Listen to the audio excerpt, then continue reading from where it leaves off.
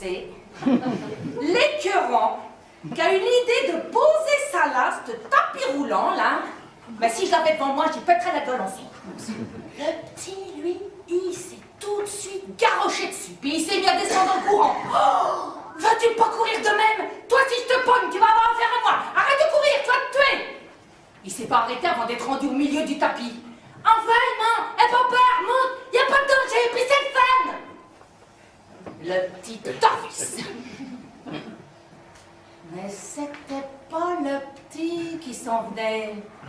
C'était deux des grands maudits échevelés qui prennent des cours d'art dramatique en face de la station et qui se promènent sur la rue Sainte-Catherine, oriente nous autres. T'as peur, la grosse? Tu viens d'arriver en ville? T'as jamais vu ça, le tapis roulant?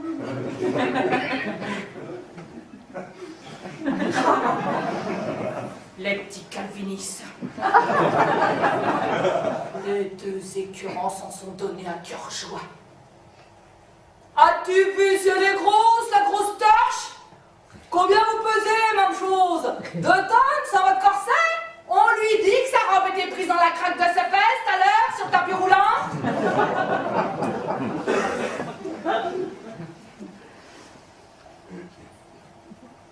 Je leur ai même pas répondu.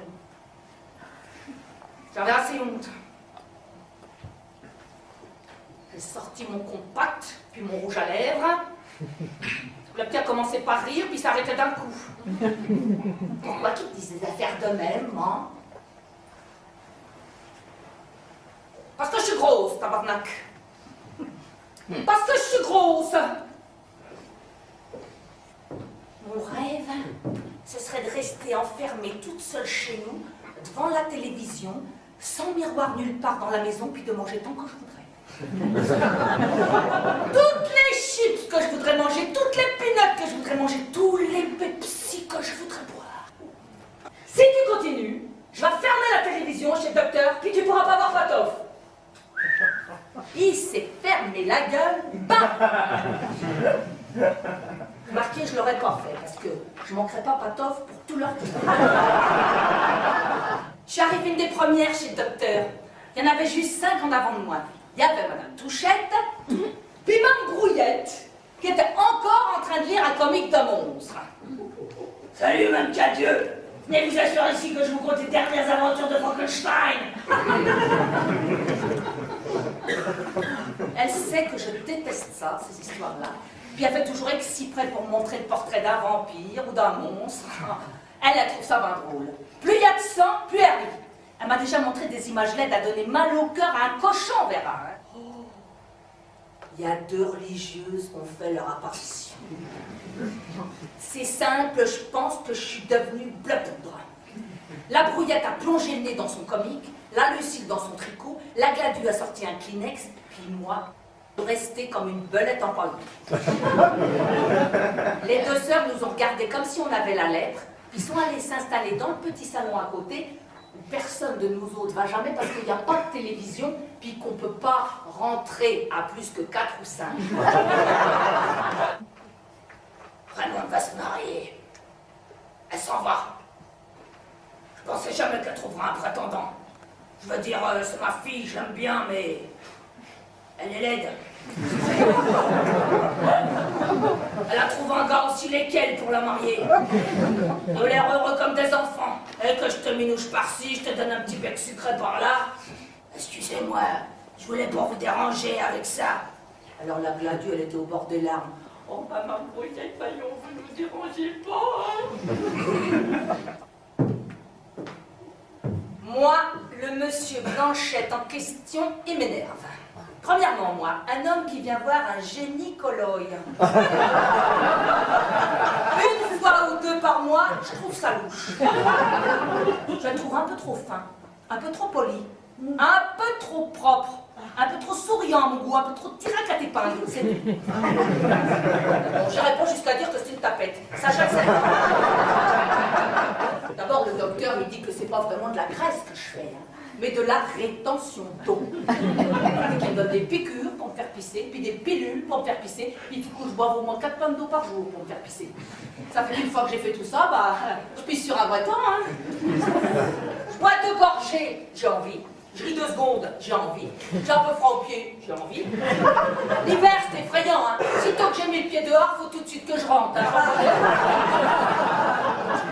Et puis c'est bien beau, les piqûres, les pilules, pilons, mais en plus de ça, évidemment, il faudrait que je suive un régime.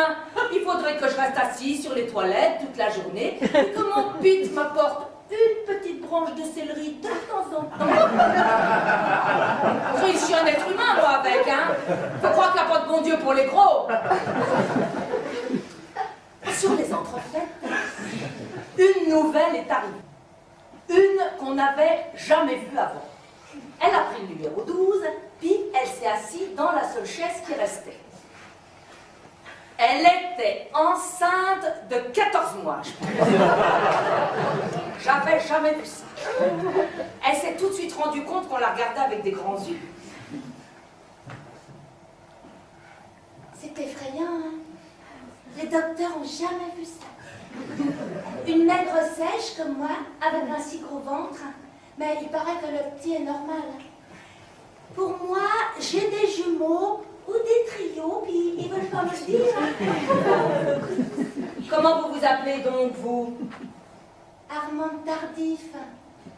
Je suis veuve. Et Louis a tiré. Le clou, il a traversé la planche de bord en bord, puis il est venu se planter dans le front de mon mari. Mme Gladue, que je voyais pâlir à vue d'œil, s'est écrasée à terre, comme une morte sans connaissance. C'est drôle, hein? À chaque fois que je compte cette histoire-là, il y a toujours quelqu'un qui tombe sans connaissance. Monsieur Blanchette s'est jeté sur elle, Lucille est allée mouiller quelques Kleenex dans les toilettes, les sœurs se sont amenées attirées par le malheur, je suppose. Il faut appeler un prêtre, immédiatement. Lâchez-moi donc le prêtre tranquille, elle n'est pas à l'article de la mort. Comment pouvez-vous le savoir, vous, madame? Elle me l'a dit, avant de tomber sans connaissance. Ma brouillette, je tombe sans connaissance, mais je ne suis pas à l'article de la mort. Faites pas venir un prêtre. Et vous, ma soeur, allez vous rasseoir. Récitez une petite douzaine de rosaires, ça va peut-être monter quelques âmes du purgatoire au ciel. Puis revenez pas.